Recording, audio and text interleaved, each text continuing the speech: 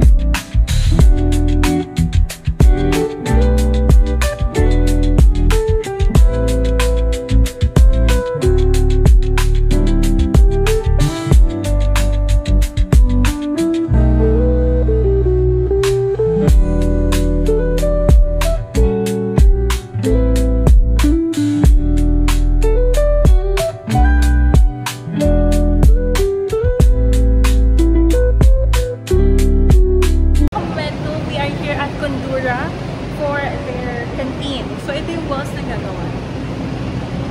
Ayan. So, yan yung walls na gagawin natin for today's video, mga ka-momentum. Mula dito hanggang doon. Then, mula doon hanggang dito. Ayan. So, stay tuned for the design. Ayan, mga ka-momentum, ito nga pala yung ginagawa natin for today's vlog. So, ayan, ganyan siya kahaba. All the way there. So, again, we are here at Condura Science Park. At ito na po, sinisimula na po siya ni Mahal po. Magsusukat lang siya, guys. So, ayan. Kapag nag-start na po siya, we will do the time-lapse na po, mga ka-momentum. So, ayan. Ito siya, guys, para ma-imagine nyo. Ayan. Biruin nyo, hindi pa kita yung dulo. Hindi pa kita yung dalawang dulo. Kasi yun yung dulo, you know. Ayan. Ganun siya kahaba. And anyway, with that being said, let's go ahead and start the time-lapse, mga ka-momentum.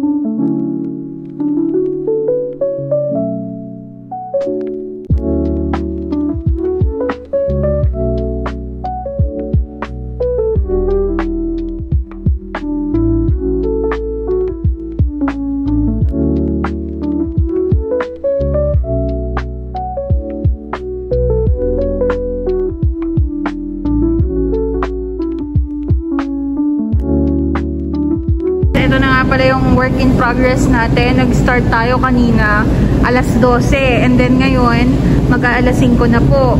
And ito na po yung ating work in progress. Ganda, no? Ganda, shish.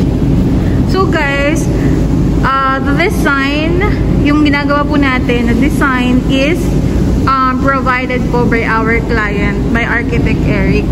So, in this area may design, in that area may design, lahat yan. And itong area naman na to, mga ka-momentum, is they want us to put grass. So, grass yung ilalagay natin dyan. Yan, dyan sa area na yan. And this is soon to be canteen ng Condura. So, ayan. Ayan, thank you so much po, Architect Eric, for trusting us to execute the design that you've given to us. Nasa mock-up po yan, guys. Kumbaga, binigay na po sa amin, may design na po. execution na lang po yung gagawin natin. Mural painting.